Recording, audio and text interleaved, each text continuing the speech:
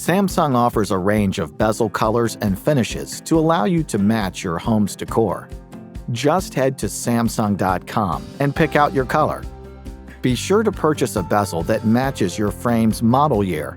If you're unsure, just check your TV's model code. All frame TVs have LS03 in the model code, but the following letter tells you your model year. When you receive your bezel, you'll find that the process is pretty straightforward.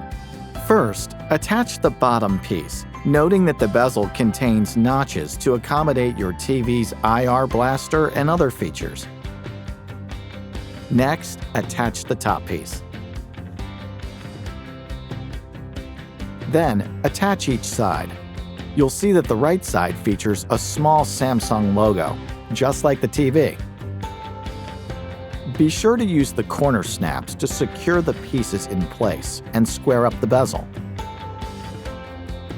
Finally, depending on the size of your frame, you may have additional plastic plugs for the bottom bezel.